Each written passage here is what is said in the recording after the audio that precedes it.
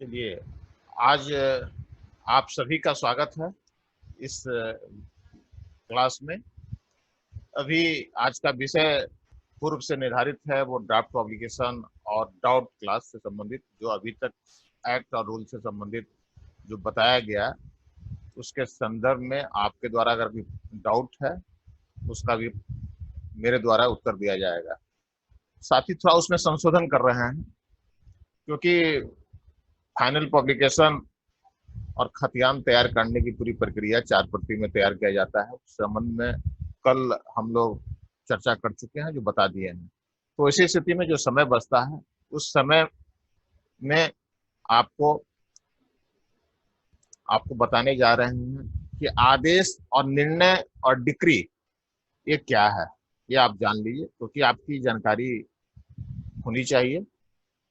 और इसी के साथ साथ आदेश, निर्णय तथा डिक्री क्या है, साथ ही राजस्व न्यायालय या राजस्व पदाधिकारी द्वारा विहित प्रकृति की भूमि बाद में किए जाने वाली आदेश का बाद अभिलेख जो तैयार करते हैं, आदेश फलक जो आपके द्वारा तैयार किया जाता है, उसमें क्या क्या दर्ज होना चाहिए, आवश्यक क्या है, विवरणी, उसके संदर्भ में भी आपको बताना चाहते हैं कि अगर आप ऑर्डर शीट अगर आप लिखते हैं तो उसमें क्या क्या आवश्यक तथ्य अंकित होना चाहिए, इस पर भी आपके साथ हम चर्चा करेंगे।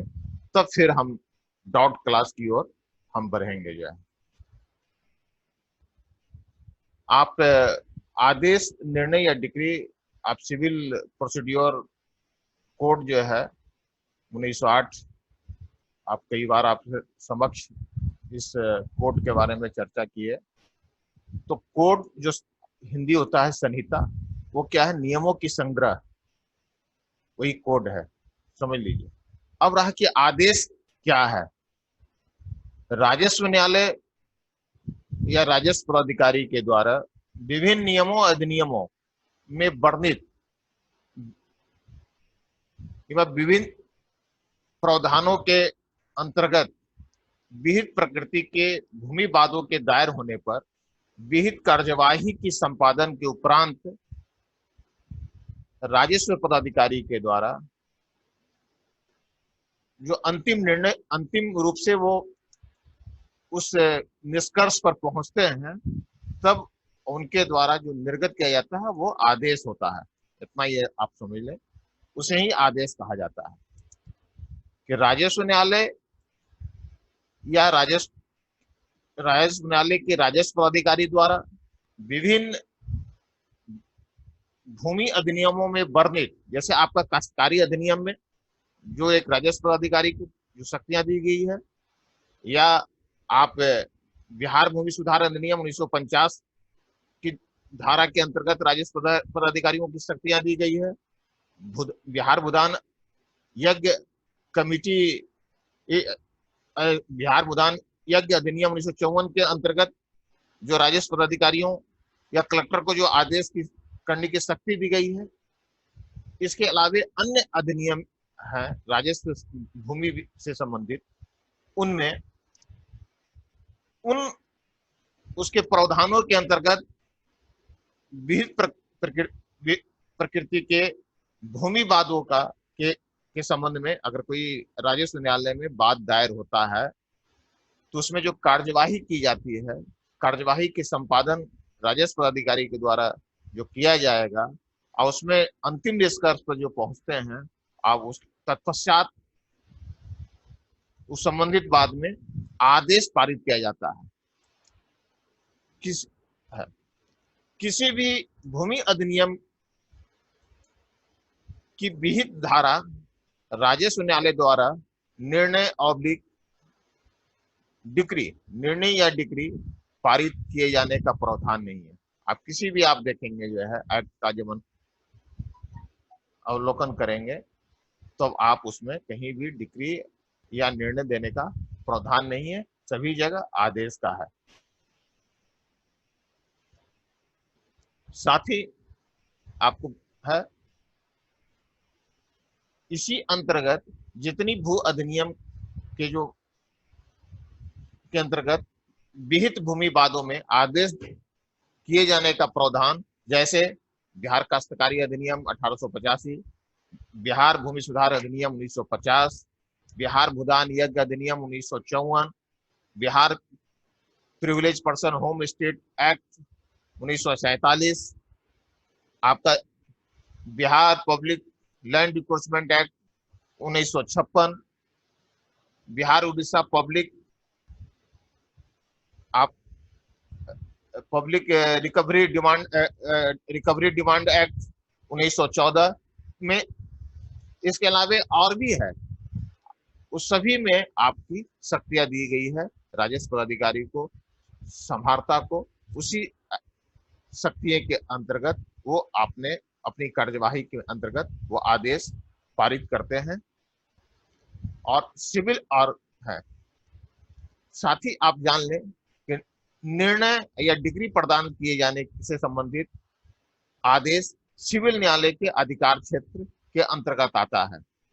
समानता सिविल न्यायालय द्वारा अपने क्षेत्राधिकार के अंतर्गत सिविल प्रकृति के वादों में निर्णय किया जाता है या डिग्री प्रदान की जाती है, किंतु राजस्व न्यायालय विभिन्न भूमि अधिनियमों के अंतर्गत विहित प्रकृति के भूमि वादों के संबंध में विहित विचारण की प्रक्रिया के उपरांत डिग्री प्रदान नहीं करते हैं, निर्णय प्रदान नहीं करते हैं, अपितु आदेश करते हैं। ये समझ लीजिए, जब भी इस तरह की राजस्व न्यायालय से होगी वो आदेश किया जाएगा, डिग्री और निर्णय नहीं किया जाता है। अब आपको इसकी परिभाषा कहाँ है, आदेश, निर्णय या डिग्री? तो आप भी जान लीजिए कि सिविल प्रोसीड्योर कोड सिविल प्रक्रिया संहिता 1908 की धारा 2 उपधारा 14 में आदेश के संबंध में जो है, ऑर्डर के संबंध में परिभाषा दिया हुआ है। से सिविल न्यायालय की किसी विनिश्चय की प्रारूपिक अभिव्यक्ति अभिप्रेत है जो डिग्री नहीं है। फिर आपका निर्णय सिविल प्रक्रिया संहिता 1908 की धारा 2 उपधारा 9 में निर्णय से न्यायाधीश द्वारा डिग्री या आदेश के आधारों पर कथन अभिप्रेत है। ये परिभाषा सिविल कोड में सीपीसी में दिया हुआ है, उसकी जो परिभाषा का जो धारा 2 है उसमें आपका दिया हुआ है। साथ ही आप ये भी जान लें कि निर्णय शब्द का अभिप्राय किसी बात की कार्यवाही में न्यायालय द्वारा किए जाने वाले निष्कर्ष से है, उसे नेचुरल एक्सप्रेशन भी शामिल है। निर्णय का तात्पर्य जुडिशियल डिसीजन से है।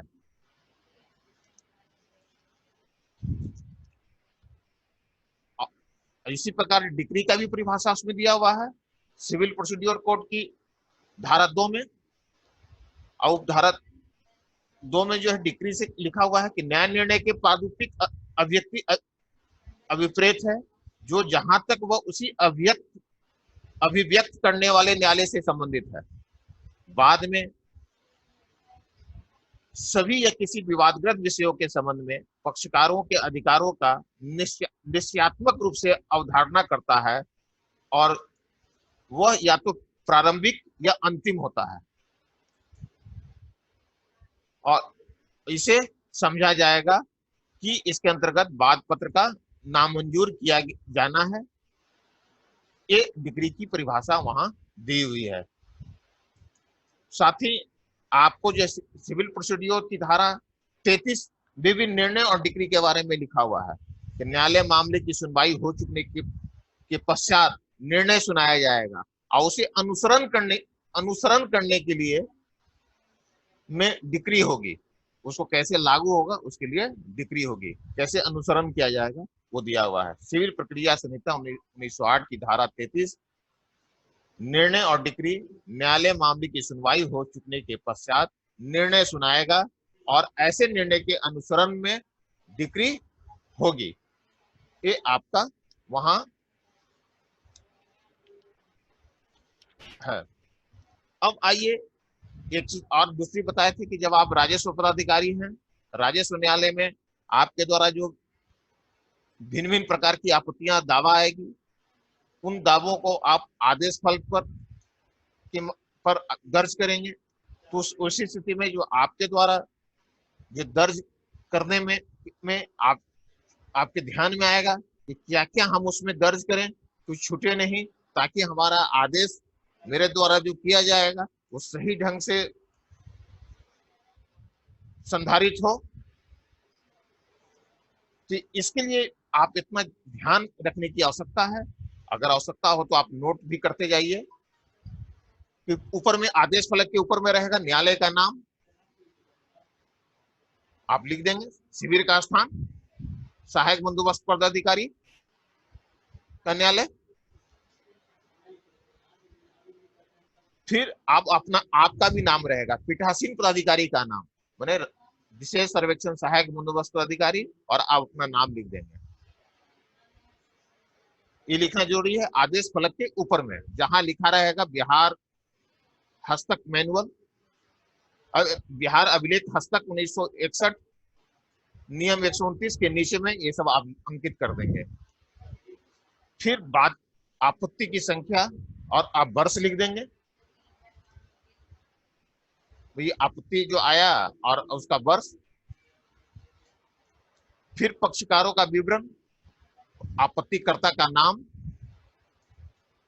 ठीक है।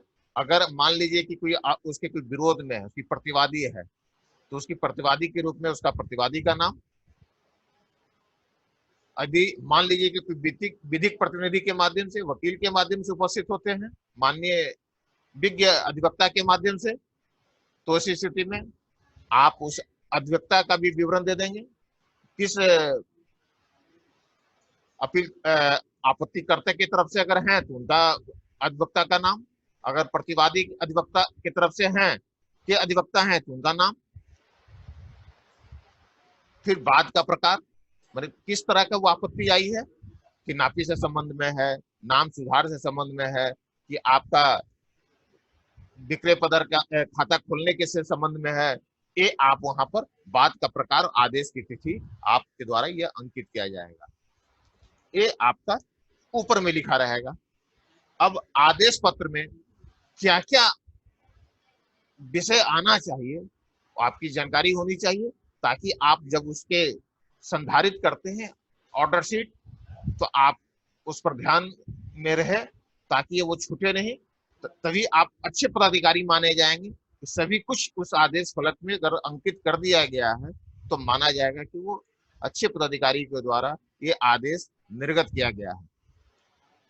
तो पहला क्या रहना चाहिए, वादी अपीलकर्ता के द्वारा दायर किए गए बाद का संक्षिप्त विवरण, जो आपत्ति करता है उसका क्या मांग है, उसको आप विस्तार से उसको ऊपर में लिख देंगे, उसका नाम देते हुए, उसका पिता का नाम देते हुए, पता देते हुए, और उनके द्वारा उठाए गए मुख्य तथ्य क्या है, मुद्दा क्या है, उसे क्रमवार उल्लेख कर देंगे, ऊपर में लिखेंगे किनके द्वारा ये आपत्ति किया गया, उनका नाम, आपत्तिकर्ता का नाम, पिता का नाम, पता के साथ, उनके द्वारा उठाए गए उसका जो डिमांड है उठाए गए मुख्य मुद्दों, इशू का क्रमवार उल्लेख कर देंगे। पहला ये हो गया। दूसरा, शांति बनाए रखिए। दूसरा, प्रतिवादी का जो अगर कोई दूसरा पक्ष भी उसमें आपत्ति किए हुए है, तो प्रतिवादी का भी पूर्ण विवरण, नाम, पिता का नाम, उसके पता के साथ, उसकी भी प्रविष्टि वहां करेंगे। उसके द्वारा क्या दावे के समर्थन में या अपीलकर्ता के द्वारा किए गए दावे के खंडन में उठाए गए तथ्यों को संक्षिप्त प्रविष्टि भी वहां लिख देंगे। उसके प्रतिवादी का जो नाम, उसके द्वारा क्या उसका भी विरोध करने का क्या है, किस आधार पर विरोध कर रहा है, क्या उसका मांग है, तो उसका भी वहां उल्लेख कर देंगे। उसके खंडन को में समर्पित दस्तावेजों के साक्ष्यों का वहां उल्लेख कर देंगे। तीसरा, वादी और अपीलकर्ता, वादी या अपीलकर्ता या प्रतिवादी के मौखिक साक्ष्य, ठीक है, वादी हो जाएगा जो आपत्ति करते हैं आपके यहाँ, या मान लीजिए कि वो सहायक बंदोबस्त पदाधिकारी 14 में अगर होता है, तो पहला पक्ष का यहाँ हुआ तो दूसरा पक्ष आपके न्यायालय में जाएगा, पर पत्र 14 में आपत्ति करेगा, तो वहां आपका अपीलकर्ता हो गया वो। तथा प्रतिवादी द्वारा अपने दावे के संबंध में लिस्ट ऑफ डॉक्यूमेंट, वो देगा, जो कहिए एक सूची बना के दे दो सादे कागज पर कि कौन कौन सा तुम डॉक्यूमेंट हमारे न्यायालय में आप समर्पित कर रहे हैं। उन दस्तावेजों को क्रम अनुसार चढ़ाएगा, वो लिस्ट भी बना देगा। ऐसे आप देखेंगे व्यवहार न्यायालय में एक पेज पर वो रहता है लिखा हुआ लिस्ट ऑफ डॉक्यूमेंट, ऊपर में बोल्ड अक्षर पर रहता है और उसमें वहां दिया रहता है, जिसमें आपके व्यवहार न्यायालय में जो भी डिस्ट्रिक्ट कोर्ट होती है वहां माननीय विज्ञ अधिवक्ता लोग उसी में लिखकर नीचे दस्तखत करते हैं। अगर उनके प्रतिनिधि आएंगे किसी आपत्तिकर्ता के विज्ञ आपत्तिकर्ता के विज्ञ अधिवक्ता आएंगे तो उसी तरह से लिस्ट ऑफ डॉक्यूमेंट बनाएंगे। अगर आपत्ति करता है तो उसे भी सादा कागज पर भी लिस्ट ऑफ डॉक्यूमेंट ऊपर में लिखकर नीचे सीरियल कर कर और नीचे उसके उस पेज के नीचे में जितना उसकी साक्ष्य है उसको भी सीरियली अंकन कर देगा और सब पर उस आपत्तिकर्ता से हस्ताक्षर करवा लीजिएगा। ये नहीं कहे कि मेरा ये बदल दिया गया, और उसके बाद जब आपके यहाँ जमा होगा तो आपके द्वारा भी सब पर इनिशियल किया जाएगा। अब ये चौथा, वादी या अपीलकर्ता तथा प्रतिवादी के मौखिक साक्ष्य। अगर मौखिक रूप से कोई अगर बोल रहा है तो उसको भी उनके द्वारा समर्पित किए गए दस्तावेजी साक्ष्यों का विवेचना उसमें अंकित करेंगे। वादी या अपीलकर्ता तथा प्रतिवादी के मौखिक साक्ष्य तथा उनके द्वारा समर्पित किए गए दस्तावेजी साक्ष्यों का विवेचना। तत्पश्चात बाद के क्रमवार मुद्दों पर उल्लेख, जितनी उसकी मुख्य इशू है उसका उल्लेख करेंगे। उस पर क्रमानुसार राजस्व न्यायालय या राजस्व प्राधिकारी के द्वारा तत्परक विधिक निष्कर्ष पर वो अपना पहुंचेंगे। क्या आप पहुंच रहे हैं? आप सभी पक्ष का देख लिए, आपत्तिकर्ता का देख लिए, प्रतिवादी का देख लिए, उनके द्वारा जो साक्ष्य दिया गया वो लिस्ट ऑफ डॉक्यूमेंट के माध्यम से या मौखिक रूप से सारी बातों को लिखते हुए आप अंतिम आप निष्कर्ष पे पहुंचेंगे। अब निष्कर्ष में पहुंचने के लिए आगे आप फिर क्या करेंगे इसकी भी आप जान लीजिए। कहाँ आपको निर्देश है? सिविल प्रक्रिया संहिता 1908 के आदेश 20 और नियम 5, ये सब भी आप गूगल पर सर्च करेंगे ना तो मिल जाएगा आपको। अगर यदि मान लीजिए कि आपके पास सीपीसी कोड नहीं है तो गूगल पर सर्च करेंगे तो आपको मिल जाएगा, आप उसको पढ़ सकते हैं। इसलिए आप ये नोट कर लीजिए, सिविल प्रक्रिया संहिता 1908 की आदेश 20 नियम 5 का प्रावधान इस संबंध में निम्नवत है। उसमें क्या है? नियम 5 कहता है कि न्यायालय हरेक विवाद्यक पर अपने विनिश्चय का कथन करेगा, उन वादों में उसको करेगा। फिर उसी के बाद 5वां है, अंत में आदेश का सार का अंकन करेंगे।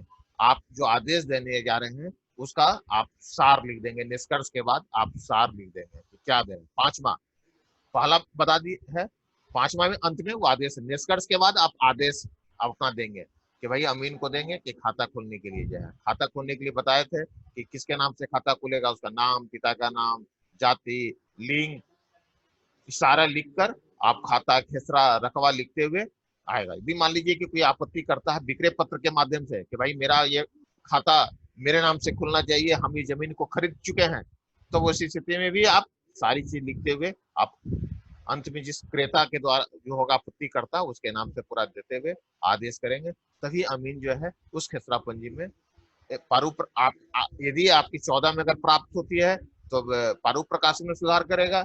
यदि 8 में आपत्ति आती है तो कानूनों के द्वारा आदेश दिया जाएगा तो खेसरा पंजी में सुधार करेंगे। इस प्रकार होगा। जब आदेश का सार का अंकन कर देंगे तो उसके नीचे में आपके द्वारा हस्ताक्षर किया जाएगा। वो हस्ताक्षर जो होगा पूर्ण हस्ताक्षर होगा और साथ साथ आप अपना तिथि देंगे। ठीक है, ये यदि आपके द्वारा लिखा जाएगा। यदि मान लीजिए कि क्लर्क लिखते हैं, लिपिक आपके लिखते हैं, पेशकार लिखते हैं तो बाएं तरफ में लेखापीठ एवं संशोधित शब्द लिखकर और वहां भी आपका विशेष सर्वेक्षण सहायक बंदोबस्त पदाधिकारी लिखेंगे। और उसमें उसके पढ़ने के बाद अगर आपको लगता है कि कहीं लिपि की भूल हो गई है, कहीं कोई गलती छूट गया है तो उसको आप जोड़ सकते हैं और उसके बाद बाएं तरफ भी हस्ताक्षर करेंगे और दाहिने तरफ भी आपके द्वारा हस्ताक्षर किया जाएगा। इस प्रकार ये आवश्यक है, ये सब बातें आनी चाहिए। हाँ, साथ ही आप ये ध्यान देंगे कि जो भी आदेश करेंगे उसी स्थिति में उसकी जो प्रविष्टि करेंगे उसके भी आप कुछ है जिसको ध्यान योग्य है, इसके अलावा भी जिस पर ध्यान देने पर भी अच्छा ऑर्डर लिखा जा सकता है। जैसे आदेश संक्षिप्त हो और सारगर्भित हो, ऐसा नहीं कि 10 पेज का लिख दिए। संक्षिप्त में होना चाहिए, जो आपके द्वारा एक पारा जो लिखेंगे लास्ट में वो संक्षिप्त हो और सारगर्भित हो। बाद के मुख्य मुद्दे और उठाए गए जो चीज है उसको भी आपको अंकित हो, इस तरह का वो है। और भाषा जो भी लिखें आप, वो संयमित और शिष्ट और निष्पक्षता पूर्ण होनी चाहिए। भाषा में भी जो है ना वो शालीनता होनी चाहिए, संयमित हो और शिष्ट हो और निष्पक्षता हो। और जब भी लिखें तो आप आदेश का फल लिखने समय थर्ड पर्सन में लिखा जाना चाहिए, न कि द्वितीय वचन में जब भी लिखें, क्योंकि आप मैं हैं मगर आपके द्वारा नहीं किया जा रहा, आपके न्यायालय के द्वारा आदेश दिया जा रहा है। इसलिए सदैव मैं शब्द का प्रयोग नहीं करेंगे आप कि मेरे द्वारा जो है। आप आप इतना ध्यान रखेंगे। हाँ, साथ ही एक चीज और आपको बता रहे हैं कि एक बार आदेश आप कर दिए तो उसको पुनः फिर आप रिव्यू नहीं कर सकते हैं, ये आप जान लीजिए। एकदम स्पष्ट, कहीं लिपिकीय भूल है, गणितीय भूल है, अंदर में मान लीजिए कोई लिपिकीय और गणितीय भूल है, उसके आपके द्वारा आदेश करने के पश्चात उसमें आप संशोधन कर सकते हैं, न कि अपने आदेश को आप बदल नहीं सकते हैं। एक बार आदेश दे दिए तो दे दिए। आप ये ध्यान देंगे, यदि मान लीजिए कि आपके द्वारा आदेश कर दिया गया और उसके 2 दिन 4 दिनों के बाद 1 सप्ताह के बाद पुनः उस आदेश में आप संशोधन करना चाह रहे हैं, वो आपके द्वारा संशोधन नहीं किया जाएगा, वो बहुत बड़ी क्राइम हो जाएगी, आपराधिक मुकदमा आप पर दर्ज हो जाएगी। आप ये जान लीजिए। तो ये है सिर्फ उसमें अपना निर्णय है, लिपिकीय और गणितीय भूल में ठीक करने के लिए आपका उतना प्रावधान है जो आप कर सकते हैं, समझ लीजिए। अब एक साथ साथ एक चीज और आपको बता देना चाह रहे हैं कि शुरू में डिक्री और आदेश में भी अंतर क्या है, उस अंतर के बारे में भी थोड़ा सा चर्चा कर देते हैं, ताकि आपकी जानकारी में हो कि आदेश और डिक्री में क्या अंतर होता है, ताकि आप जब आपके पास सिविल कोर्ट से भी टाइटल पार्टीशन या टाइटल सूट से संबंधित आदेश डिक्री का पेपर मिलेगा देखने को। बोलचाल की भाषा में आदेश निकल जाता है, परंतु वो डिक्री की पेपर मिलेगी तो उसका भी आप अवलोकन करने का मिलेगा। तो दोनों में क्या अंतर है ये आप जान लें, ताकि आप, क्योंकि आप शिविर के प्रभारी हैं और पदाधिकारी हैं, इसलिए आपकी जानकारी में होनी चाहिए। डिक्री में है, पहला है कि न्यायालय में जब बात दाखिल होता है, जब सिविल न्यायालय में सिविल प्रकृति की बात जब दायर होती है तो डिक्री की प्रारंभन की प्रक्रिया अस्तित्व में आ जाती है। जैसे ही बात दायर हुआ वो शुरू हो गया। और आदेश क्या है भाई, आदेश में क्या होता है, आदेश की कार्यवाही न्यायालय के समक्ष दाखिल किए गए आवेदन पर प्रारंभ होती है। आप याद कीजिए, यहाँ आपके न्यायालय में क्या होती है, आवेदन पत्र देगा, सिविल न्यायालय में क्या देगा, वाद दायर करता है। आप ये समझिए, वाद पत्र दाखिल किया जाता है। अब वाद पत्र जब दाखिल होता है तब डिक्री की प्रारंभम प्रक्रिया शुरू होती है, स्टार्टिंग शुरू हो जाता है। और आपके यहाँ क्या होता है भाई, आवेदन पत्र पर प्रारंभ होता है या न्यायालय के समक्ष। ये क्लियर हो गया। दूसरा, न्यायालय पक्षकारों के द्वारा उठाए गए विवादित विषय के संदर्भ में जब उसका निर्धारण निर्णायक रूप से करता है वह डिक्री के रूप में जाना जाता है। डिक्री में आप समझ है, न्यायालय पक्षकारों के द्वारा, न्यायालय में पक्षकारों द्वारा उठाए गए विवादित विषय के संदर्भ में, तो देखते हैं ना, 2 आदमी एक ही समय जमीन रजिस्ट्री करा लिया कि उसकी स्वत्व का निर्धारण कहाँ होगा, वो सिविल प्रकृति की हो गई, वो सिविल न्यायालय में होगा, वो आपके न्यायालय में नहीं हो सकता है। एक ही जमीन को 2 दावेदार है, करा मेरा है मेरा है, तो उसी स्थिति में ये सिविल से संबंधित हो गया, एक ही दिन रजिस्ट्री हो चुकी है। तो इस तरह का न्यायालय पक्षकारों द्वारा उठाए गए विवादित विषय के संदर्भ में जब उसका निर्धारण निर्णायक रूप से करता है तो वह डिक्री के रूप में जाना जाता है। आदेश में क्या होता है भाई, अंतिम रूप से पक्षकारों के अधिकारों का निर्धारण आदेश के अंतर्गत न्यायालय कर भी सकता है, नहीं भी कर सकता है। अगर वैसी मामला आपके यहाँ आ जाए तो आप क्या कीजिएगा, दोनों पक्ष को सब सुनने के बाद में अंत में लिख दीजिएगा कि स्वत्व विवाद से संबंधित है। है यदि मान लीजिए कि अगर हो सकता है कि अगर 4 महीना पहले कोई जमीन लिया और 4 महीने के बाद दूसरा रजिस्टर कराया और खाता खोलने के लिए चलाया, तो उस स्थिति में आप जिसका पहले होगा उसका आप, यदि आप चाहते हैं तो उसको मानते हुए उसके खाता खोलने का आदेश आप दे सकते हैं, और जिसका लास्ट में रजिस्ट्रेशन हुआ उसको छोड़ भी सकते हैं। ठीक है। तीसरा, डिक्री में क्या होता है भाई? डिक्री अपने दो रूपों यथा अंतिम स्वरूप के अंतर्गत हो सकती है। डिक्री अपने दो रूपों यथा अंतिम स्वरूप के अंतर्गत हो सकती है या प्रारंभिक रूप में भी हो सकती है। आदेश में क्या होता है? तीसरे नंबर बता रहे हैं, आदेश के अंतर्गत ऐसा कोई अंतर नहीं होता है। चौथा है, डिक्री की अपील हो सकती है और आदेश अपील योग्य है। यही अंतर है। आप बिहार काश्तकारी अधिनियम, अन्य भूमि अधिनियम में डिक्री पारित किए जाने का राजस्व न्यायालय में कहीं भी उपबंध नहीं है, कहीं लिखा हुआ नहीं है। डिक्री और आदेश निर्णय की परिभाषाओं के अवलोकन से स्पष्ट होता है कि डिक्री और निर्णय करने का क्षेत्र सिविल न्यायालय को है और आदेश राजस्व न्यायालय के क्षेत्रांतर्गत है, उसके क्षेत्र में आता है। आदेश राजस्व न्यायालय द्वारा किया जाएगा और निर्णय और डिक्री ये सिविल न्यायालय का क्षेत्राधिकार के अंतर्गत है। ठीक है।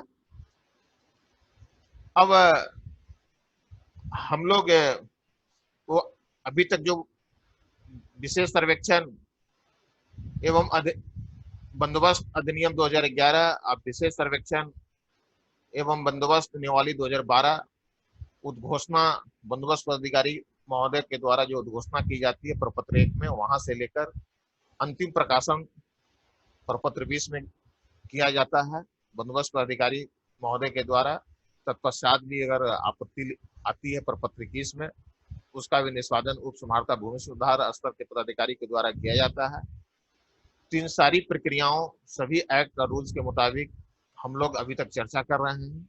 यदि इन एक्ट और रूल्स में अगर कहीं भी कोई आपको संशय लगे, इस पर हम लोग, आप मुझसे प्रश्न कर सकते हैं, उस संशय को दूर कर लें।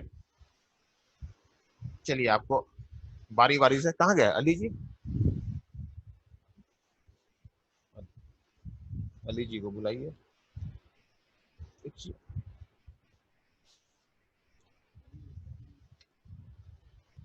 अली जी का है नंबर आपके पास?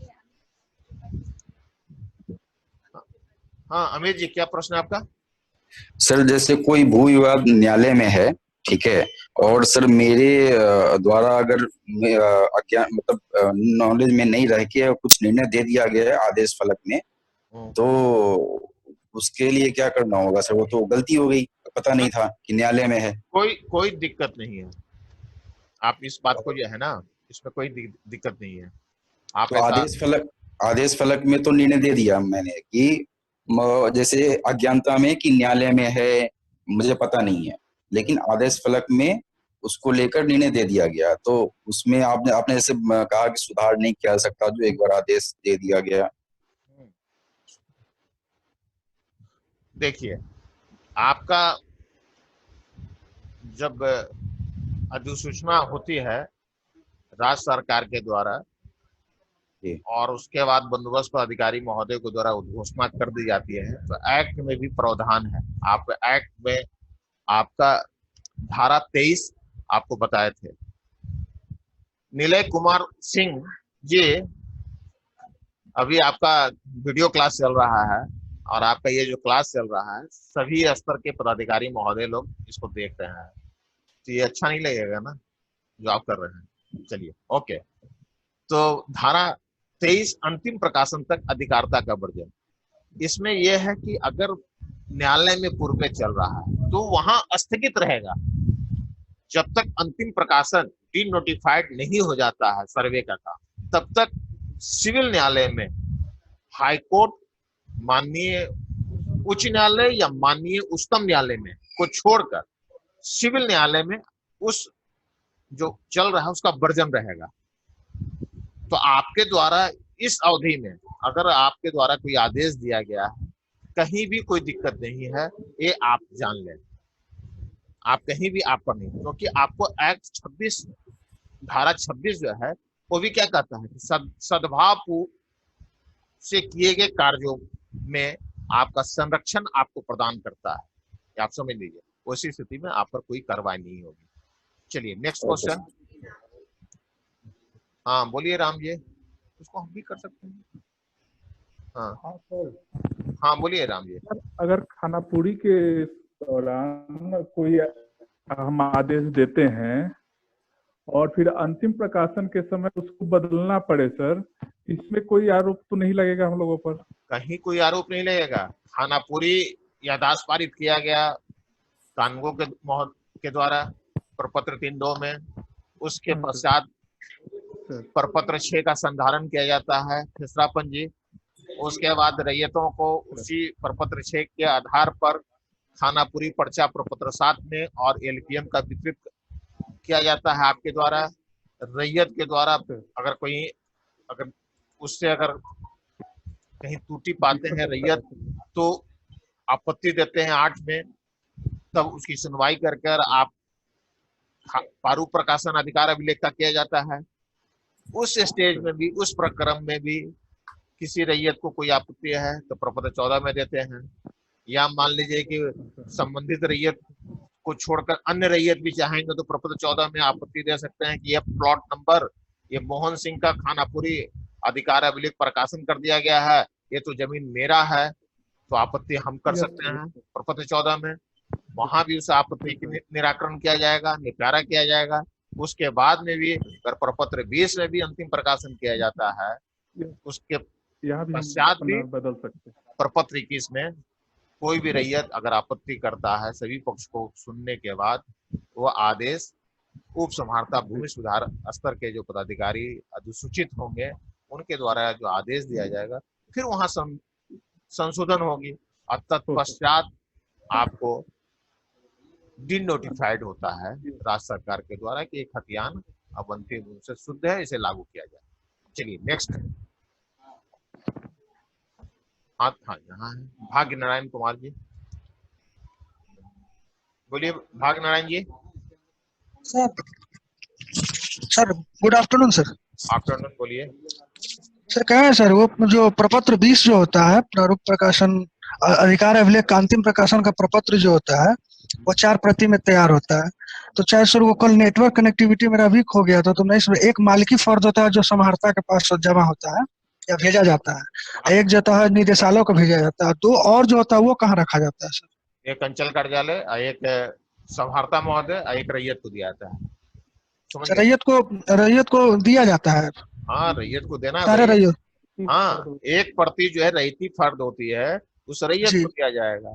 द्वितीय जो है आपका अविधारी खाता पंजी के लिए अंचलाधिकारी को जाएगा। तृतीय जो है मालकी फर्द उस संबंधित जिला में संबंधित समाहर्ता महोदय को जाएगा। जो खतियान आपको जानकारी होगी जिला अभिलेखागार में रहता है। अगर अभी पटना जिला है, नालंदा जिला है, किसी भी जिले में अगर आपको खतियान की आवश्यकता है तो जिला अभिलेखागार से ही आप सच्ची प्रतिलिपि के लिए चिरकुट दायर करते हैं और नकल प्राप्त करते हैं, सच्ची प्रतिलिपि आप प्राप्त करते हैं। चौथा जो बनेगा वो आपका निदेशक भू अभिलेख महोदय को जाएगा। और ये भी बता देते हैं कि सारी अभिलेख जो रहेगी वो डिजिटल फॉर्म में रहेगा। वो है सर ये प्रपत्र 13 में भी दावा आक्षेप दायर करने का प्रपत्र नहीं होता है। फिर आप ध्यान दूसरे जगह रखे हुए थे। प्रपत्र 13 तो प्रारूप प्रकाशन की सूचना का प्रपत्र है। आपके जो सहायक बंदोबस्त पदाधिकारी होंगे वो सूचना निर्गत करेंगे कि खानापुरी अधिकार अभिलेख का प्रारूप प्रकाशन दिनांक इतना से हम करने जा रहे हैं, आप आइए और इसका परिशीलन कीजिए, देखिए। ठीक है सर। जी सर, थैंक यू। इंद्रजीत जी।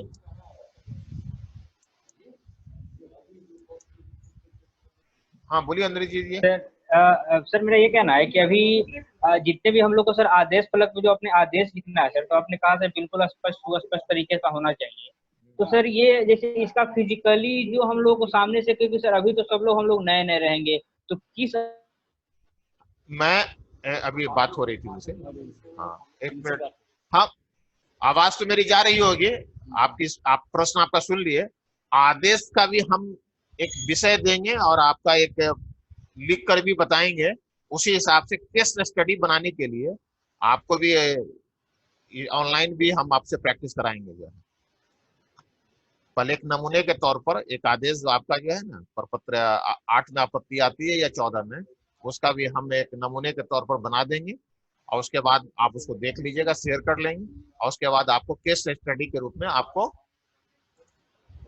जब हम टॉपिक देंगे तो उसी पर आपको भी लिख कर उसको भेजना होगा। चलिए भवेश जी जुड़ रहे हैं मुझसे। हाँ, सर मैं भावेश बोल रहा हूँ। गुड हाँ बोलिए। आफ्टरनून। हाँ आफ्टरनून। सर मैं कह रहा था जैसे कि अगर दो प्लॉट है जिसका जो अलग अलग है और बारिश में दोनों का बाउंड्री चेंज होता रहता है, जी तो बोलिए। कैसे उसका पेपर का डिसीजन कैसे होगा कि किसका कौन है? क्योंकि आपने कहा था कि गवर्नमेंट का हो जाएगा और ये तो हमेशा चेंज हो रहा है, दोनों का बाउंड्री वाइवल है। और दूसरा क्वेश्चन सर ये है कि जब हम लोग इस तरीके के कोई काम करते हैं तो क्या जो लोकल एडमिनिस्ट्रेशन है उसका भी सपोर्ट बना रहता है ताकि किसी तरीके का दबाव ना पड़े शिविर पर काम का? चलिए आपका दोनों प्रश्न अच्छा है। पहला प्रश्न का दूसरे प्रश्न का जवाब पहले हम देते हैं कि आप जब उद्घोषणा होती है बंदोबस्त पदाधिकारी महोदय के द्वारा तो अपने संबंधित जिला के जो पुलिस अधीक्षक होते हैं, आरसी अधीक्षक महोदय को भी वो सूचना देंगे और साथ साथ डीएसपी साहब को भी सूचना मिलेगी और संबंधित थाना को भी। और जब आपके द्वारा जब शिविर का प्रारंभ किया जाएगा, प्रचलन किया जाएगा, तो आप भी अपने स्तर से अपने संबंधित जो थाना होगा उसे भी सूचना देंगे। जब भी ग्राम सभा का आयोजन करेंगे तो आप एक साथ 20 गांव होगी, 22 गांव होगा, तो आप आम सभा का जब आयोजन करेंगे उसी भी आप एक पत्र के माध्यम से जब तिथि का निर्धारण करेंगे उसकी भी प्रतिलिपि लगाकर संबंधित थाना को देंगे और जिला बंदोबस्त कार्यालय को देंगे, बंदोबस्त पदाधिकारी महोदय को देंगे। तो ये इसके लिए आप स्वतंत्र हैं, आपको सूचना देना है सारी है। और हमारे यहाँ भी हम लोग यहाँ भी निदेशालय स्तर पर भी लॉकडाउन नहीं होता। तो हमारे विभागीय जो उच्च पदाधिकारी महोदय हैं वो भी निर्णय लिए थे कि सभी समाहर्ता महोदय और पुलिस अधीक्षक महोदय और SDO, deputy superintendent of police, ये सभी लोगों के साथ एक यहाँ भी एक कॉन्फ्रेंस का था, वर्कशॉप का था, प्लान था, अभी वर्तमान स्थगित कर दिया गया है। इसलिए उनकी भी भागीदारी रहेगी।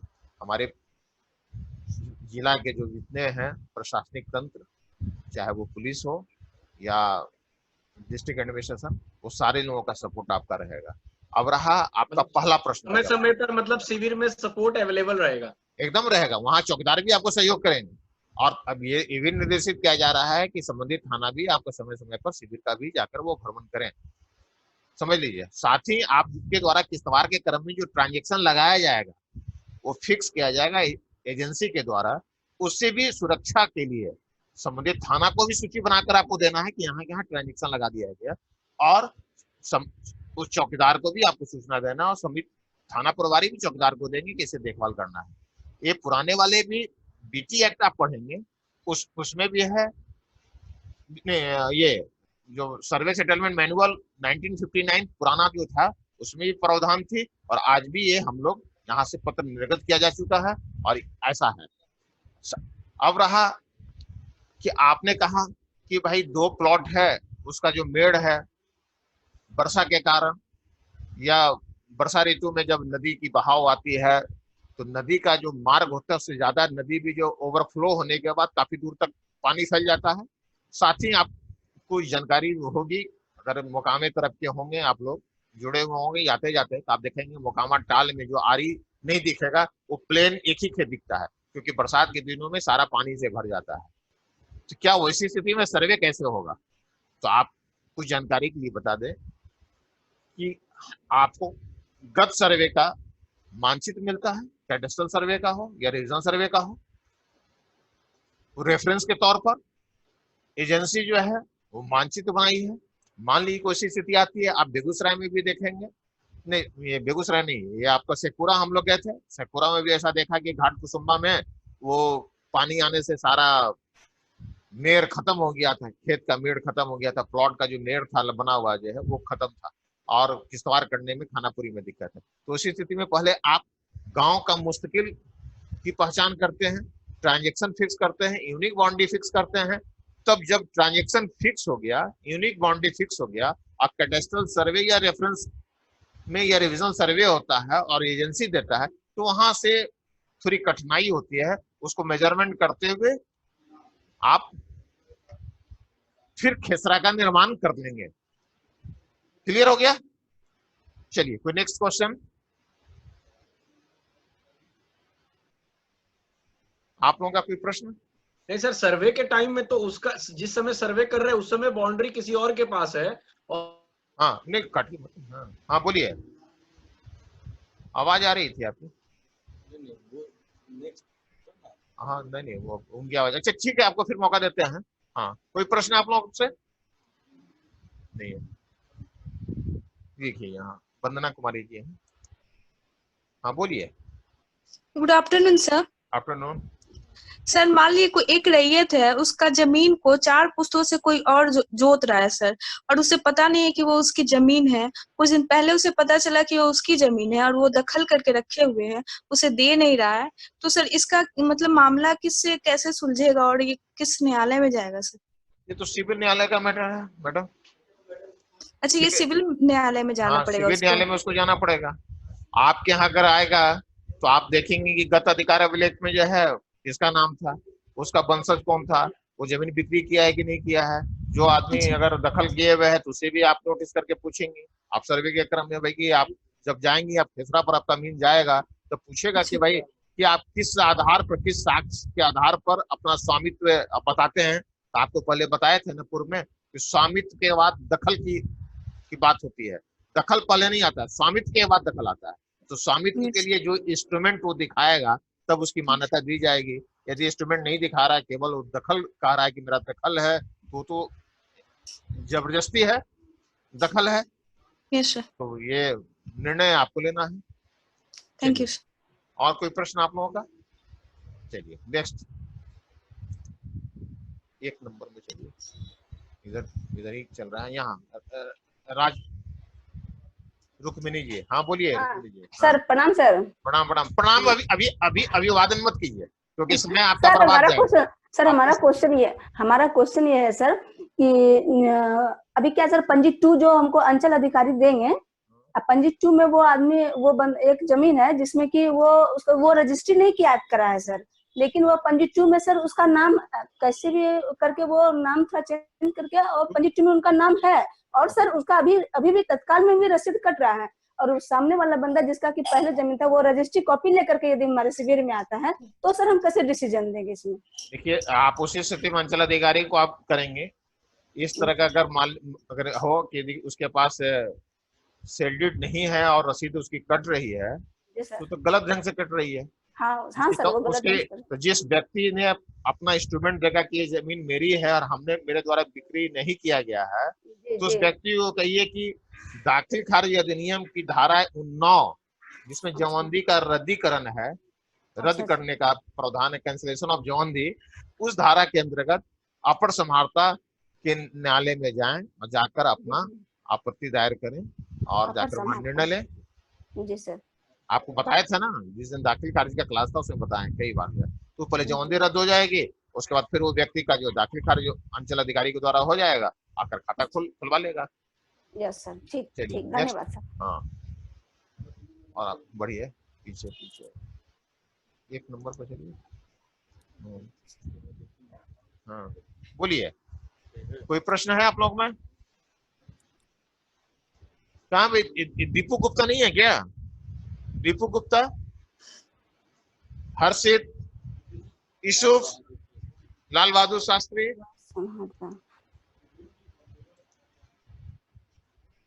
आप लोग एब्सेंट हो जाइएगा। आप लोग स्क्रीन पर नहीं दिख रहे हैं।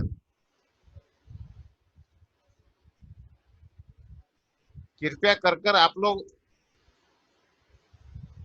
स्क्रीन पर आइए। चलिए, प्रश्न है आप लोगों का, अभी सिर्फ एक्ट और रूल से संबंधित। मनीष कुमार जी हैं।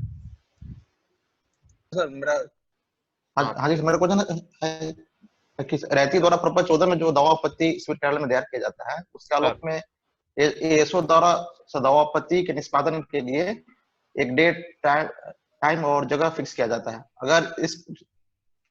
अगर इस टाइप का 2-3 दावा आपत्ति हो और 2-3 राजस्व ग्राम का हो, तो वो केवल एक ही अटेंड कर पाता है एक दिन में। तो जो सेकंड और थर्ड केस रहेगा उसका फिर यानी डेट चेंज होगा कि उसी डेट पे करना पड़ेगा? नहीं, आपके वहाँ पेशकार जो होंगे शिविर में, 2 पेशकार होंगे, तो आपस में जो आपको बताया कि केस डायरी जो का संधारण करेंगे, तो उसी हिसाब से वो तिथि का निर्धारण डालेंगे। आप अपने पेशकार से पूछ लीजिएगा कि उस डेट में किस गांव का हम सुनवाई कर रहे हैं, कितनी आपत्ति का डेट डाले हैं कि नहीं। अगर मान लीजिए कि उस दिन 15 आपत्ति की सुनवाई के लिए आपके पूर्व से आप रख चुके हैं, तो कम से कम एक दिन में आपके द्वारा 60 से 70 अभिलेखों का निष्पादन होना चाहिए। आप समझ लीजिए, 70 आपत्तियों का निष्पादन होना चाहिए आपके द्वारा।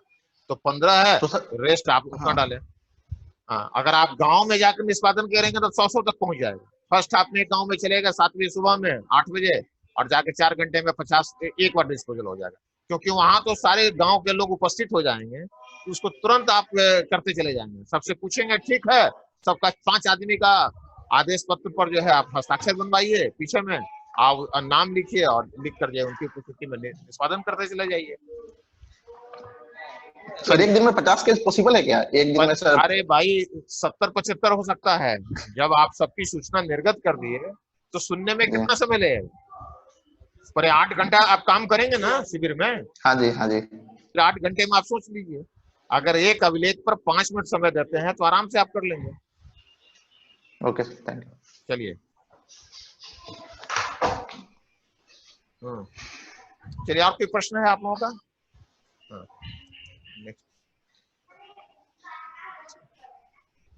चलिए, जेवा प्रवीण जी, आप कभी कोई प्रश्न नहीं कर रही हैं? आपका कोई संशय नहीं है? हेलो जेवा प्रवीण जी, हेलो जेवा प्रवीण जी, हेलो हेलो जेवा प्रवीण जी। चलिए, वो नहीं जुड़ रही है, इधर आइए। और कोई प्रश्न आप लोगों का? ये बंदना कुमारी से देखिए क्या कुछ यहाँ। हाँ बोलिए, कोई है बंदना कुमारी जी आपसे? हेलो बंदना जी, बंदना जी, हाँ बोलिए, कोई प्रश्न है आपका? हेलो हेलो, नहीं आ रही आवाज, इनकी नहीं आ रही। नहीं, हाँ चलिए चलिए, अनंत कुमार जी।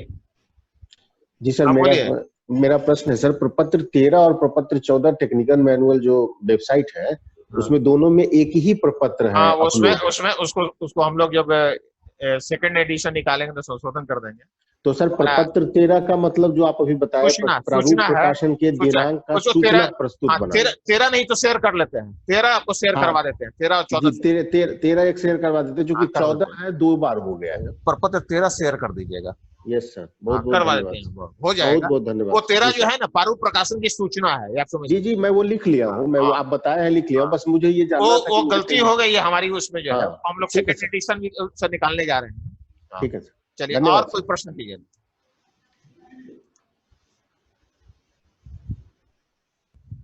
पुष्पलता जी बैठी हुई है। पुष्पलता जी, कोई आपका मन संशय नहीं है? कोई सब समझ गई तो मेरे द्वारा प्रश्न किया जाए? नहीं सर, कल था मेरा क्वेश्चन। हाँ बोलिए। ये जो प्रपत्र से है, डिफरेंट प्रपत्र जिसमें आपत्ति दर्ज करते हैं, वो सारा हमारे पास फॉर्म अवेलेबल होगा जब कोई आएगा आपत्ति लेके? तो हाँ, सारा प्रपत्र और पंजी ये सभी की छपाई आपको जानकारी देते हैं। सचिवालय प्रेस गुलजार बाग है, विभाग की प्रेस है, और वहाँ वो पिछले साल से ही वो प्रिंट हो रही है। तो सभी प्रपत्रों और पंजियों की आपूर्ति जिला बंदोबस्त कार्यालय को की जाएगी और उनके माध्यम से सभी शिविर को उपलब्ध कराया जाएगा। चलिए, हाँ, और कोई प्रश्न?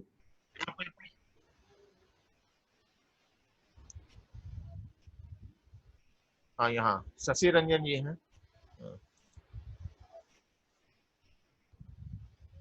Hello sir. हाँ, बोलिए। सर, आपका कहना है कि जो आम सभा गांव में किया जाएगा, तो सर मेरा प्रश्न है कि आम सभा का अरेंजमेंट सर माने जो ऑफिशियल हो ये के द्वारा ही किया जाएगा? आप ही के द्वारा किया जाएगा, विशेष सर्वेक्षण सहायक बंदोबस्त अधिकारी के द्वारा किया जाएगा। उसकी आप ये पूरे जो आपके शिविर में 20, 22, 25 गांव जो होंगे, क्योंकि गांव रकबा और के आधार पर है, वो टोटल नंबर ऑफ प्लॉट्स पर ही वो है कि बड़ा गांव है, मान लीजिए बहुत बड़ा गांव है जिसमें 10 सीट है, तो इस हिसाब से होगा, क्योंकि उसी हिसाब से अमीन दिया जाएगा। तो आप एक शेड्यूल बना लेंगे कि किस किस गांव में किस दिन होगा। तो सटे हुए गांव होगा तो आपके लिए सुविधा होगा कि एक दिन रख देंगे, तो आप एक में कानगो चले गए, एक में आप चले गए। आप भी उठे तो एक फर्स्ट आप वहां चले गए, सेकंड आप वहां चले गए। तो इस तरह से आम सभा की सूचना आप पूर्व में देंगे और उसी जब आम सभा की सूचना निर्गत करेंगे उसकी प्रतिलिपि संबंधित थाना प्रभारी को दे देंगे, अपने जिला बंदोबस्त अधिकारी को दे देंगे या आप दे देंगे, ताकि वो आम सभा में के लिए थाना प्रभारी जो होंगे विधि व्यवस्था के लिए वो करेंगे। चलिए, अफसाना परवीन जी, कोई प्रश्न है आपका? हाँ, बोलिए। सर मेरा क्वेश्चन है सर, दियारा क्षेत्र क्या होता है? दियारा क्षेत्र जो अनसर्वेड लैंड है, जिसकी सर्वे नहीं हुई है, वही है दियारा क्षेत्र। हाँ, उसकी सर्वे नहीं हुई है अभी जय। हाँ, और कुछ, और कोई प्रश्न, कोई जानकारी आपको? अच्छा, एक बताइए आप, लगान दर तालिका किस प्रपत्र में तैयार किया जाएगा? अफसाना जी। 18 का प्रपत्र। चलिए, धन्यवाद, बहुत अच्छा। हाँ, चलिए, और कोई प्रश्न? हाँ, चलिए, यहाँ नीचे हैं सिंधुजा कुमारी जी। हाँ सर नमस्ते सर। नमस्ते। सर मेरा प्रश्न ये है कि अभी जैसे कुछ देर पहले मेरे कलीग ने जो पूछा कि जब हम लोग ग्राम सभा आयोजित करते हैं और उसमें मतलब जो भी आक्षेप होते हैं उनका निपटारा करते हैं, तो उसमें आपने कहा कि जैसे गांव के मतलब जो लोग होते हैं तो वो लोग जैसा बोलते हैं तो 5 मिनट में हम ऐसा निपटारा कर देते हैं। उसमें सर गांव में कई बार क्या होता है कि जैसे कोई भी व्यक्ति होता है तो उसके कुछ लोग क्या होता है कि गांव में उसके सपोर्ट में होते हैं, कुछ उसके अगेंस्ट में होते हैं। अभी सर जैसे किसी ने मतलब उसके फेवर में बोला, किसी ने अगेंस्ट में बोला, तो सर वैसे सिचुएशन में हम कैसे डिसाइड करेंगे कि मतलब कौन सही बोल रहा है और कौन गलत बोल रहा है? देखिए, आप आपत्ति के निष्पादन के लिए ग्राम सभा का आयोजन नहीं करना है। ग्राम सभा के आयोजन वंशावली के अनुमोदन के लिए करना है। ये पहली होगी। दूसरी बातें हैं कि आप आपत्ति की निष्पादन करना है, उसकी इंक्वायरी कीजिएगा, आप जानना चाह रही है कि सही सही काम कर रहे हैं, उसके लिए आप समय निर्धारित कीजिएगा, वहाँ उपस्थित होइएगा। आप जब आप कार्य करने लगेंगे तो सच्चाई पता चलेगा। उस तरह का अगर विवादित 1-2 मिलेगा, 4 मिलेगा, सबों में इस तरह की विवाद उत्पन्न नहीं होगी। तो जिसमें इस तरह का अगर होगा उसकी वहां निष्पादन नहीं कर देंगे। आप इतना आपत्ति सुझाते हैं, उसको नेक्स्ट डे डाल देंगे और डाल करके अपने शिविर में बुलाकर अपना जो आपके विवेक के अनुसार होगा उसका आदेश पारित करेंगे।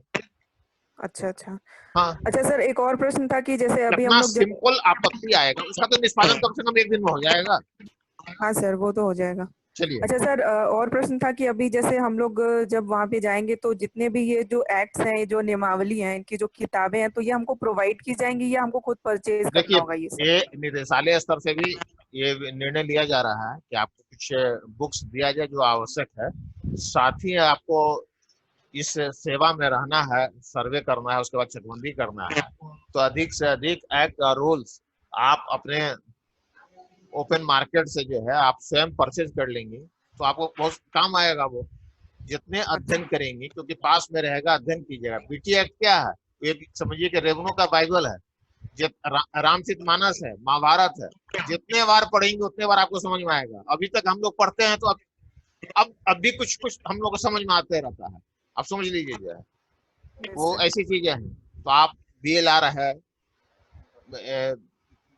प्रिविलेज पर्सन होम स्टेट जो चिल्ड्रेंसी एक्ट है, सारी एक्ट आप पढ़ते रहेंगे तो आपको बहुत काम आएगा। हिंदू लॉ है, मुस्लिम लॉ है, आपको फिर वक्फ बोर्ड से संबंधित आपका एक क्लास नेक्स्ट हम लोग लेने जा रहे हैं, धार्मिक हिंदू रिलीजियस ट्रस्ट से उसका। तो ये सारी मैंने आप बुक्स रखेंगी तो आपको आएगा जो अगर, क्योंकि सब कुछ याद नहीं रहता है आपको। जब वैसे जहाँ आप फंसेंगे तो आप तुरंत आपको लगेगा कि अरे सर बताए थे या आपके मित्र कोई बताएंगे, कह रहे देख लो फलानी बुक्स में मिलेगा, जो है तुम्हारा एक्ट में मिलेगा, तो आप पलटिएगा, मिल जाएगा, कोड करके अपना आदेश पारित कर दीजिएगा। अच्छा सर, जैसे हम लोग जब काम कर रहे होंगे उस टाइम जैसे बीच में कोई भी मतलब कुछ दिक्कत आती है, कुछ चीज समझ में नहीं आती है, तो हम किससे सजेशन ले सकते हैं उस कंडीशन? उसके लिए ऑफिशियली अपने प्रभारी पदाधिकारी महोदय से आप जानकारी ले सकती हैं।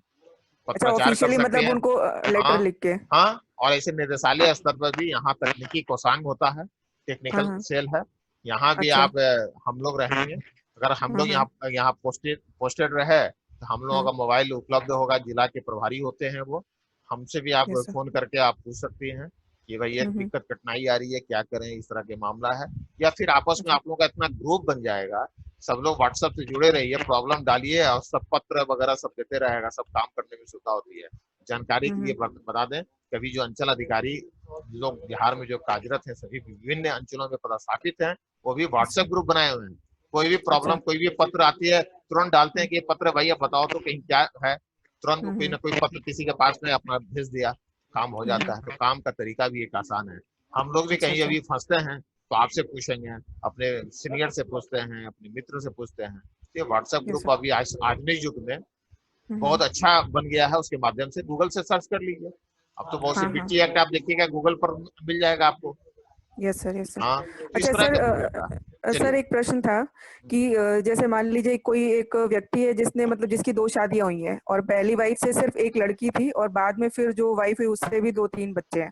अभी सर क्या हुआ कि जैसे जो प्रॉपर्टी थी वो तो जो करंट में वाइफ है उसके बच्चों में मतलब बांट दिया है, लेकिन क्या है कि जो बड़ी वाइफ थी उसकी बेटी थी, फिर पहले तो उसने कुछ नहीं बोला, लेकिन फिर बाद में उसने क्या किया कि जबरदस्ती वो जमीन पे मतलब उसने कब्जा करवा लिया और वो उसको मतलब जैसे उस पे अपना मतलब जो भी काम करना है वो कर रही है। तो सर उसका अधिकार अभिलेख जो होगा वो उस कंडीशन में कैसे बनेगा, किसको जमीन दी जाएगी? उसी स्थिति में आप हिंदू सक्सेशन एक्ट देखिएगा, पढ़िएगा आप।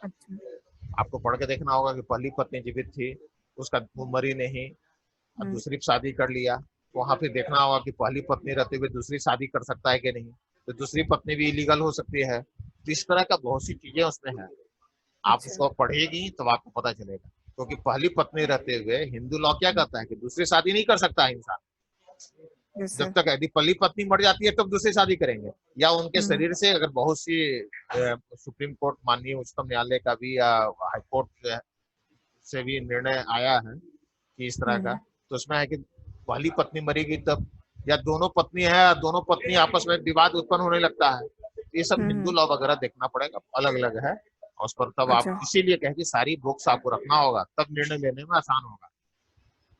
चलिए, और कोई?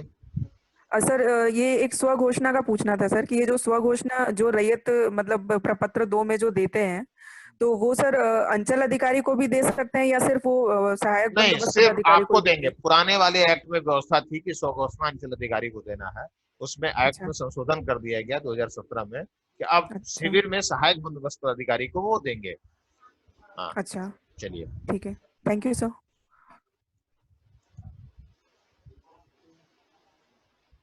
और कोई प्रश्न आप लोगों से?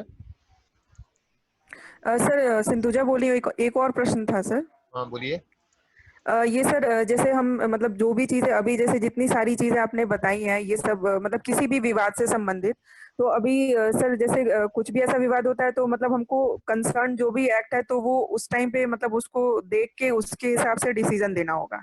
अभी जैसे ये एक क्वेश्चन था कि अगर कोई रैयत का, मैंने एक बार पहले भी पूछा था कि रैयत का जैसे 10 एकड़ जमीन है और बीच में अगर जैसे कोई सरकारी जमीन मतलब कोई भी छोटा सा एक प्लॉट आ जाता है, तो अगर वैसे कंडीशन में मतलब हमको ये कोई रेफरेंस देना है कि मतलब ये वाला एक्ट है और उसका ये रूल है, तो वो मतलब कैसे पता चलेगा कि उस टाइम मतलब इस चीज से संबंधित कौन सा हमको बुक देखना अब है या देखिए कौन ये सी धारा इस हमको तरह रेफरेंस लेना है? इस तरह की प्रश्न है। तो आपको तो बताए हैं कि यदि वो जो बीच में 10 एकड़ का प्लॉट है, अब बीच में छोटा सा 2 कट्ठे का गैर मालिक जमीन है, अगर मालिक है, अगर उस रैयत के द्वारा साथ बंदोबस्त नहीं किया गया है तो उसके साथ तो बनेगा नहीं। अगर बंदोबस्त भी कर दिया जाएगा तो उसका प्लॉट अलग बनेगा, नहीं तो रैयत क्या करेगा कि उसको बेच देगा। तो क्योंकि जब बंदोबस्त होगी तो वो जमीन उसकी नॉन ट्रांसफरेबल रहेगा, तो किसी भी स्थिति में वो अलग उसका खेसरा का निर्माण होगा, प्लॉट का निर्माण होगा। आपको बता दें अच्छा। जानकारी के लिए कि कृषि भूमि के साथ अगर गैरमजरूआ मालिक सटा हुआ है और रैयत, उसी स्थिति में सुजोग श्रेणी की जो रैयत है उनके साथ भी बंदोबस्त किया गया है। आप जान लीजिए, अगर बंदोबस्त हुई है तो सदैव बंदोबस्त भूमि रहेगी, उसका प्लॉट अलग बनेगा, वो बेच नहीं सकता है। तो यदि आम जमीन है जो 10 एकड़ के बीच में, उसका भी प्लॉट का खेसरा का निर्माण अलग होगा, क्योंकि वो गैरमजरूआ आम है, अनाबाद सर्वसाधारण भूमि है। तो इसमें तो एकदम, ये तो आपको जब रेवेन्यू कंपेडियम एक मिलती है, आपका प्रीतम लॉ में है या अन्य जो भी यहाँ बुक लॉ की बुक जहाँ मिलती है वहां मिलेगी, रेवेन्यू कंपेडियम में सारी है, या राजस्व एवं भूमि सुधार विभाग की जो वेबसाइट है उस पर भी जाएंगे तो वहां भी इससे एक्ट से संबंधित गैरमजरूआ माली बकास कैसरे इनसे संबंधित अन्य जो भी एक्ट विभाग के द्वारा निर्गत होती बनती है या निर्गत हुई है, अधिसूचित हुई है या निवाली बना है, सब है विभाग के वेबसाइट पर जाइए, आपको उपलब्ध है। जो वहाँ उपलब्ध नहीं है उसको बाहर में मिलेगा, या गूगल से सर्च करके निकाल के आप देख लीजिए। अच्छा। चलिए ठीक है, नेक्स्ट कोई? Yes sir. ओके,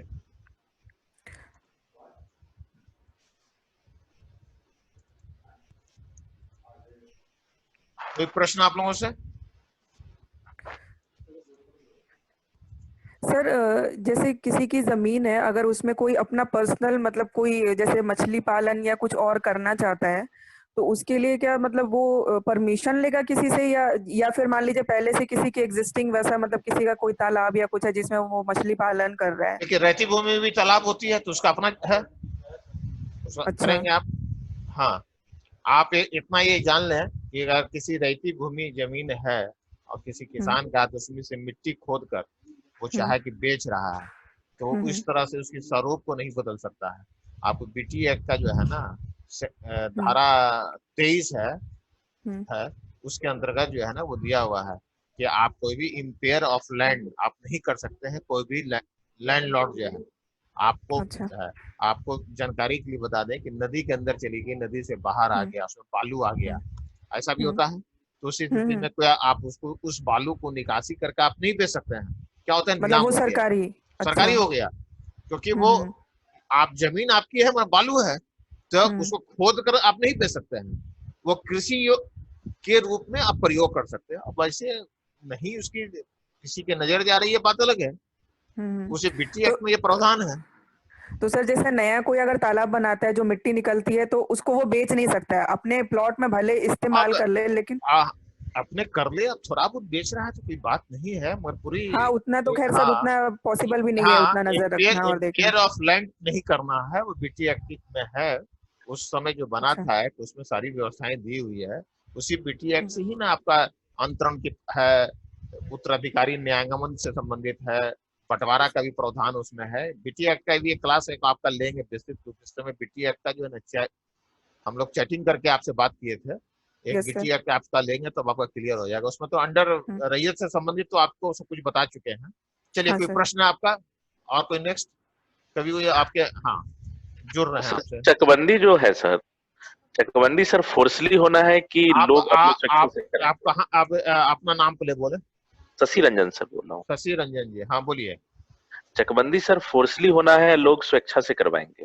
देखिए स्वेच्छा का ही वो है, अगर लोग तो नहीं है जाएंगे तो चकबंदी सक्सेस नहीं कर पाएगा सर। हाँ स्वेच्छा ही से है वह।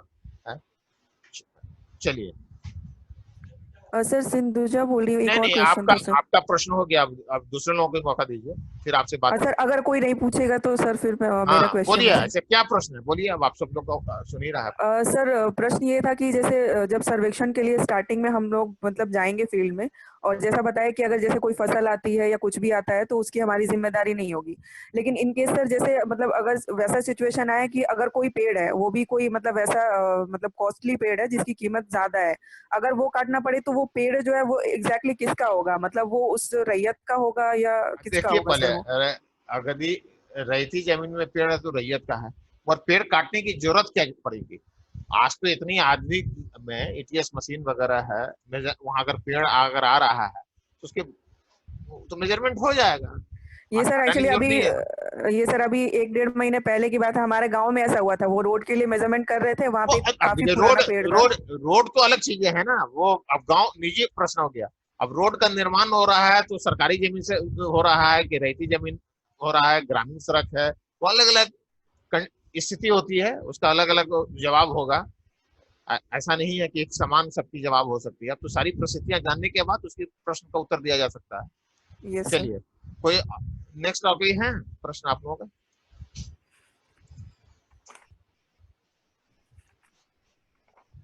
चलिए, आप लोगों से अमित जी कोई प्रश्न है आपका? बोलिए। हेलो। हाँ बोलिए अमित जी। सर ग्राम सीमा सत्यापन से प्रश्न है सर। हाँ? सपोज हम ग्राम सीमा सत्यापन करने गए, हमारे अमीन हम लोग भी गए साथ में, लेकिन वहाँ 2 आदमी का घर है। हाँ? अब वो दोनों आदमी का घर है लेकिन उन लोगों के पास डॉक्यूमेंट नहीं है, तो जो हम कैडेस्ट्रल सर्वे या रिविजनल सर्वे के एविडेंस पे मतलब हम ग्राम सीमा सत्यापन कर सकते हैं ना? बिल्कुल कर सकते हैं। कैडेस्ट्रल सर्वे में अगर उनके पूर्वजों का नाम है या रिविजनल सर्वे में तो उसे भी आप देख लेंगे, क्योंकि लेकिन उनके पास कोई डॉक्यूमेंट नहीं है अभी फिलहाल में। तो नहीं, अधिकार अभिलेख वगैरह उनके पूर्वजों का नाम है तो डॉक्यूमेंट वही हो गया। यदि वहां किसी दूसरे अन्य व्यक्ति के नाम से उसे वो परचेज किए हैं तब डॉक्यूमेंट नहीं होने की बात होगी। तो डॉक्यूमेंट नहीं होगा, अंचल कार्यालय में उसकी रसीद कट रही है क्योंकि वो जमीन परचेज किए होंगे, एग्रीकल्चर लैंड होगा वो परचेज किए होंगे तो रसीद जरूर कट रही होगी। तो उसी स्थिति में उसका यूनिक बाउंड्री का निर्धारण कर लेंगे आप देखकर, जो है आपके यहाँ पंजीकरण की पड़ती होगी। हाँ चलिए। और एक क्वेश्चन है सर भूदान से रिलेटेड। हाँ बोलिए। जैसे भूदान से रिलेटेड है सर क्वेश्चन की, कोई व्यक्ति भूदान में दे दिया जमीन को और जिसको दिया वो रसीद नहीं कटवा रहा है, लेकिन जब ये हम लोग सर्वे करेंगे तो उस कंडीशन में वो व्यक्ति आएगा बोलेगा कि हमारा खाता खोलिए, तो उसको तो पहले बोलेंगे जाके सीओ के पास अपना उसका दाखिल खारिज करवा के रसीद लाइए तब हम करेंगे, यही होगा ना सर? आपको भूदान के बारे में थोड़ा सा संक्षिप्त में बता देना चाह रहे हैं कि भूदान जो कमेटी थी वो जमीन वितरित करती है और उस सूची को जो है फिर वो जो शिविर लगाकर अंचल अधिकारी भी रहते हैं उसके उपस्थित रहते हैं और सूची में रैयतों सुजोग श्रेणी के लोगों को वितरित कर दिया। उसके बाद फिर वो राजस्व पदाधिकारी जो उप संभारता जिसे कहा गया है वहाँ उन्हें नामित किया गया है, उनके द्वारा वो संपुष्ट किया जाता है, कंफर्म किया जाता है। कंफर्मेशन के बाद अंचल अधिकारी के द्वारा उसका नामांतरण किया जाता है और तत्पश्चात उस रैयत है। अब रहा यहाँ कि अगर जिस व्यक्ति ने जमीन दान किया वो दाता है और वो कंफर्मेशन नहीं हुआ तो उसी स्थिति में आप जो भूदान का जो खाता होगा वो भूदान के नाम पर होगा, वो रैयत के नाम पर नहीं जाएगा। आप समझ लीजिए पहले। हाँ जी सर। हाँ, वो जब वितरित उसके पूर्वज कर चुके हैं तो वो भूदान आयोग को दे दिए तो भूदान आयोग के नाम से खाता खुलेगा, उसमें वो दर्ज होगा। आप समझ लीजिए। हाँ, ये नहीं है कि उस रैयत को चला जाएगा, ऐसा नहीं है। हाँ, अगर वो आदाता है और उसके नाम से कंफर्म हो गया, उसके दाखिल खारिज हो गई तो जिनको मिला है उसके नाम से होगा। चलिए, और कोई प्रश्न आप लोगों का? ठीक है, थैंक यू सर। चलिए, भिन्न भिन्न एक्ट से संबंधित प्रश्न कीजिए और उससे जुड़ा हुआ है ताकि आपको। और कोई प्रश्न है आप लोगों से? ठीक है, तो आगे हम देखते हैं, फिर आते हैं आपको मिलते हैं। चलिए, हाँ गौरव जी का कोई प्रश्न है? हाँ ठीक है गौरव जी। सर बोलिए। गौरव बोल रहे हैं सर। बोले सर जो प्रपत्र 4 में सर जो गैर विवादित विवादग्रस्त भूमि का जो हम लोग प्रपत्र है, जो मतलब कोई अगर उसमें हम पंजी है सर, उसको हमने जब सर क्या आगे फिर हम जब हम प्रपत्र 14 का जब बाद में सुनवाई होता है उसमें उसको आगे ले जा सकते हैं या बस उसको मतलब विवादग्रस्त रख के और उसका फाइल क्लोज कर दें? एकदम नहीं, क्लोज नहीं कीजिएगा। आपको बता रहे हैं आपको बताएं, आप जब हैं 14 में आपके अधिकार है, उन जितने गैर सत्यापित पंजी 2 से सत्यापित नहीं हुआ या विवादग्रस्त है, उसको आप नोटिस कर कर सुनवाई कर कर उसकी आप कार्रवाई कीजिएगा अधिक से अधिक। यदि मामला अगर वो मालूम हुआ कि आपको टाइटल सूट में पेंडिंग है पूर्व से, घोषणा के पहले से, तो उस स्थिति में आप उसी चीज को जो अधिकार अभिलेख बनाइएगा वहां दर्ज हो जाएगा व्यक्ति में कि स्वतः वाद विलंबित है। अब तो और आसान हो गया ना। हाँ, पहले से पेंडिंग है, क्योंकि अब तो आसान हो गया, क्योंकि आपका अधिकार अभिलेख जो आप बना के दीजिएगा अंचल कार्यालय को आधिकारिक खाता पंजी के लिए, सब डिजिटल रूप में दीजिएगा। तो जब अगर सुप्रीम कोर्ट सिविल कोर्ट से जो आदेश आएगा, वहां से निर्णय जब होगा, डिक्री होगा, तो उस हिसाब से अंचल अधिकारी म्यूटेशन करेंगे और उसी हिसाब से उसका फिर अधिकार अभिलेख जो आधिकारिक खाता पंजी के रूप में रहेगा वो अपडेशन होते जाएगा। पहले क्या होता था, रीजनल सर्वे के समय में आपको बता दें कि जो मामला लंबित था, बाद में निर्णय हुआ, तो बंदोबस्त पदाधिकारी उसकी एक पूरक पत्र के रूप में खतियान भेजते थे अंचल कार्यालय को, और जाकर उस खतियान में संलग्न हो जाता था और जिला अभिलेखागार में भी संलग्न हो जाता था। जो समाहर्ता प्रति होती थी जहां जहां है वहां संलग्न हो जाता था, उसमें करेक्शन के रूप में संलग्न हो जाता था। अब तो बात है नहीं, अब तो आसान हो गया। अगर ये बन जाएगा तो आप समझिए कि बहुत अच्छा हो जाएगा। हम लोग इस राज्य के हैं, आप जरूर लाभान्वित होइएगा, हम सब लाभान्वित होइएगा। बैठे बैठे कहीं से भी रेंट पे कर दीजिए, मोटेशन करा लीजिए, सारा पेपर देख लीजिए, एलपीसी ले लीजिए, एग्रीकल्चर से संबंधित अगर लोन लेना है तो ले लीजिए, अगर किसी प्रकार का लोन लेना है तो सब कुछ बैंक भी चाहेगा तो देख लेगा कि ऐसा चल रहा है कि बैंक को भी इससे जोड़ दिया जाए और रजिस्ट्रेशन को भी कर दिया जाए, सब एक साथ हो जाएगा। चलिए नेक्स्ट सर, एक सवाल और सर। बोलिए सर। जो खतियान जो पंजी बनना प्रपत्र 5 में सर जो खानापुरी जो कार्य हम लोग आरंभ होगा, जो मतलब ऑन साइट 5 में खतियानी विवरणी बनाते हैं वो गत अधिकार अभिलेख के आधार पर जी। और सर 6 जो है सर, 6 जो खेसरा पंजी, हाँ तो खेसरा पंजी का सर जो मतलब हम जो पंजी बनाएंगे वो तो सर खानापुरी कार्य के साथ बनाएंगे या फिर खानापुरी कार्य में ही चलेगा, यादाश्त पारित करते जाएंगे जी, और साथ साथ खेसरा पंजी 6 में, क्योंकि यादाश्त पंजी में आप देखिएगा लास्ट में कॉलम दिया हुआ है खेसरा में दर्ज करने के लिए।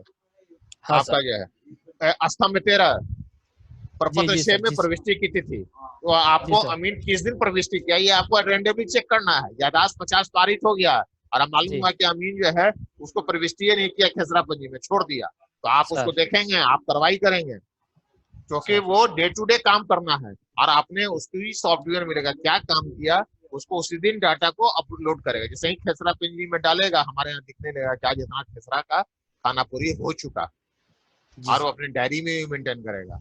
चलिए नेक्स्ट कोई प्रश्न आप लोगों का? सर सिंधुजा बोल रही हूँ। हाँ, ये जो भी प्रपत्र 5 और 6 का जो पूछा इन्होंने, हाँ एक मिनट देखिए कुछ पहले। हाँ सर मेरा जो था वो तो सर आपने बताया, लेकिन सर अगर मान लीजिए 8 में अगर कानून को सुनवाई करते हैं, प्रपत्र 8 में मान लीजिए कोई दावा आक्षेप आ जाता है, तो सर उसका फिर सुधार करेंगे वो खेसरा पंजी में? खेसरा पंजी में उस समय अगर प्रपत्र 8 में जो लोक भूमि से संबंधित भी दावा आपत्ति आती है तो सहायक बंदोबस्त पदाधिकारी के द्वारा किया जाएगा।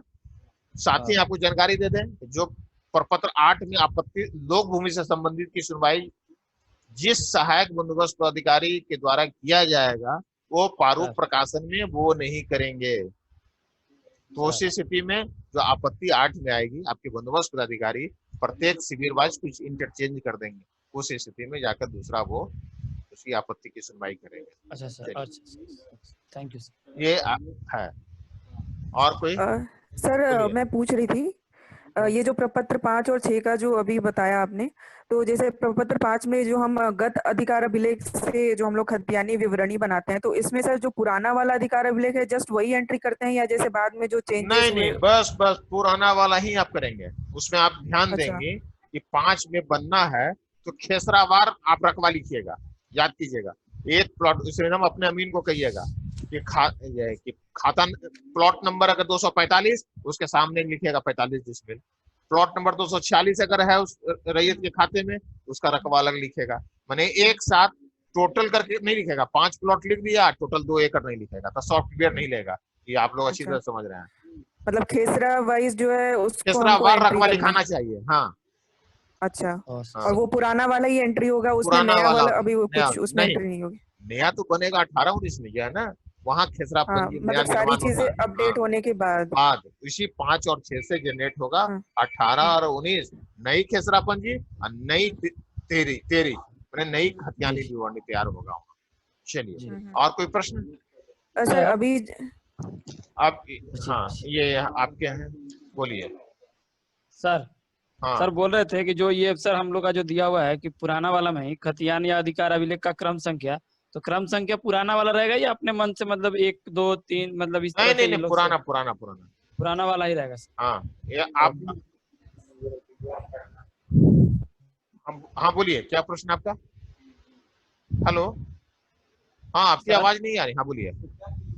सर बोल रहे थे कि वो जो सर जो पुराना मतलब क्रम संख्या उसमें पहले जो रहेगा खतियान में उसी को एंट्री करना है या फिर मतलब नहीं, अपने वो से क्रम संख्या जो खतियान में रहेगा वही नहीं रहेगा बाबू। जो ये देखो, प्रपत्र 5 में है, कॉलम 3 है, खतियान या अधिकार अभिलेख का क्रम संख्या। तो यहाँ भी मान लो 1 नंबर खाता शुरू किए तो यहाँ कॉलम 3 में भी 1 लिखा जाएगा और कॉलम 1 में भी 1 लिखा जाएगा, क्योंकि दोनों सेम रहेगा।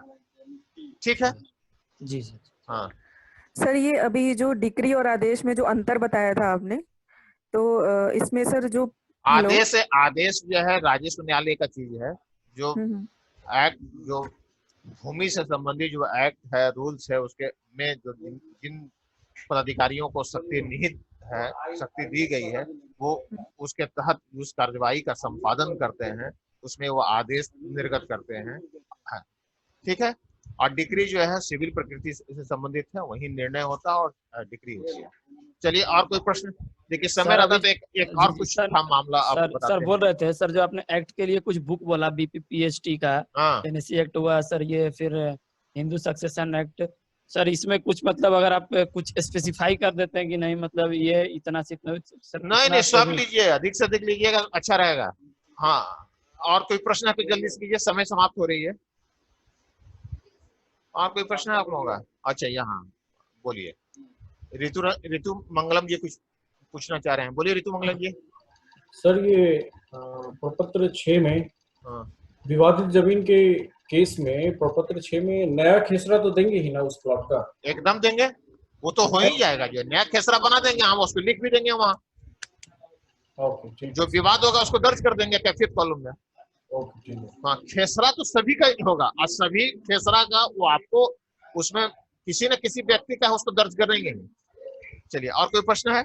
सर एक मिनट, ये विवाद के केस में जहाँ पे कि वंशावली का प्रॉपर निर्धारण नहीं हुआ है और बेटों के बीच में झगड़ा है, तो उसमें जो है रैयत वापस पिताजी के नाम पे चला जाएगा या यहाँ पे पिताजी का नाम ही लिखा जाता है।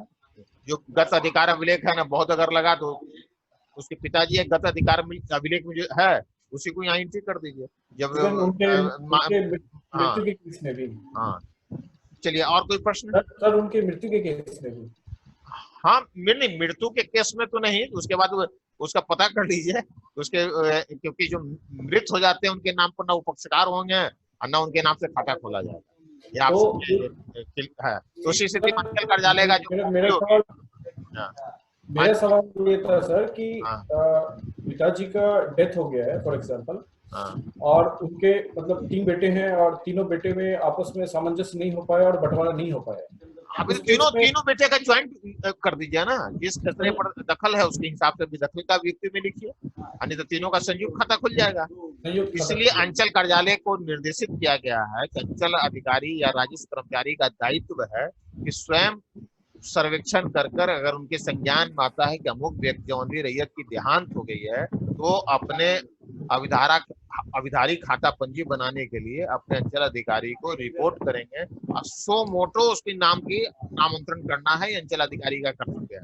अब व्यवहारिक रूप से नहीं होती है, बात अलग है, तो उस स्थिति में आप भी करेंगे। चलिए, अब आगे बढ़ते हैं। तो इसमें एक सवाल और है कि अगर किसी के पास किसी का रसीद कट रहा है और वो जो है इनिशियल डॉक्यूमेंट जो निबंधन है रजिस्ट्री का पेपर वो उसके पास नहीं है, उसको बोलिए कि निबंधन कार्यालय में जाकर वो सच्ची प्रतिलिपि निकलवा ले, क्योंकि अगर उसको साल नहीं पता है तो आपको बता दें जानकारी के लिए कि वहाँ मुआयना कराया जाता है, वो सर्च करने का भी प्रावधान है, वो खोज के निकाल दिया जाएगा।